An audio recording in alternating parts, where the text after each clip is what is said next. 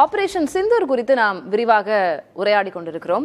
வெளியுறவுத்துறை பேராசிரியர் திரு பெர்னாடி சாமி இணைந்திருக்கிறார். அவரிடம் பேசலாம். சார் வணக்கம். நான் திரு கணபதி அவர்கள்கிட்ட கேட்ட ஒரு கேள்விதான், உங்களுடைய பாயிண்ட் ஆஃப் வியூ நான் தெரிஞ்சுக்கணும் அப்படின்னு நினைக்கிறேன். இதுல ஆபரேஷன் சிந்தூர் அப்படின்னு இந்த தாக்குதலுக்கு பெயரிடப்பட்டதும் 2 பெண் அதிகாரிகள் இது குறித்து விளக்கம் அளித்திருக்கிறாங்க அப்படின்றது ஒரு ரொம்ப வலுவான ஒரு மெசேஜ் நாட்டு மக்களுக்கு சொல்றதா நான் பார்க்கிறேன். அது எவ்வளவு முக்கியத்துவம் வாய்ந்தது? ஏன்னா இந்த செய்தி இல்ல இதை இப்படி பிளேட் பண்றது மூலமாக, இப்படி நாட்டு மக்களுக்கு தெரியப்படுத்துறது மூலமாக என்ன சொல்கிறது இந்தியா நாட்டு மக்களுக்காகட்டும் இல்ல சர்வதேச அரங்கத்திற்காகட்டும்? அதை நீங்க எப்படி பார்க்கறீங்க? இந்தியாவுடைய இந்த இராணுவ பதிலிருப்பு என்பது பகல்காம் தாக்குதல் நடந்த நாட்களிலிருந்தே இதை யோசித்து கொண்டே இருந்தார்கள்.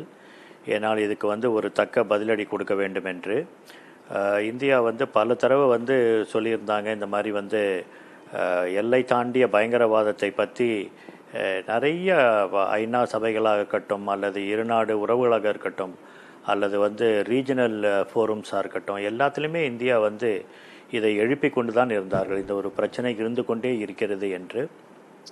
ஆனால் அது ஒரு இந்த இந்தியாவினுடைய இந்த ஒரு பிரச்சனை என்பதை மற்ற நாடுகள் பார்க்க தவறிவிட்டன. இந்த தடவை பகல்காம் நடந்த போது தான் 2008ஆம் ஆண்டு மும்பை நடந்திருக்கின்றது. 2016 ஊரி நடந்துட்டுருக்குது.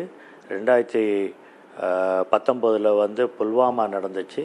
இதுக்கப்புறம் அப்புறமும் இப்போ திரும்பவும் இந்த ஒரு நிகழ்வு பகல்காமில் நடந்தது கட்டாயமாக இதுக்கு ஒரு பதிலிருப்பு கொடுத்து தான் ஆக வேண்டும் என்பதை இந்தியா தீர்மானித்திருந்தது. அதன் அடிப்படையில் தான் இன்றைக்கி காலையில் ஒரு 25 நிமிடங்களுக்குள்ள இந்த மிசைல்ஸ் 24 மிசைல்ஸ் 9 இடங்களை தாக்கி முக்கியமான அந்த பயங்கரவாதிகள் இருக்கக்கூடிய இடங்களை தாக்கி இருக்கின்றன.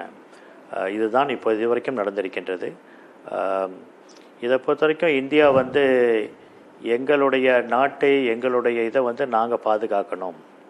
சிறப்பாக சிவிலியன்ஸ் என்று சொல்லக்கூடிய சாதாரண மக்கள், டூரிஸ்டாக போனவங்க இன்றைக்கி கொல்லப்பட்டிருக்கிறார்கள் அப்படின்ற போது அது ஏற்றுக்கொள்ள முடியாது. அதனால் 2 நாடுகளுமே இன்றைக்கி முன்னேற வேண்டும்.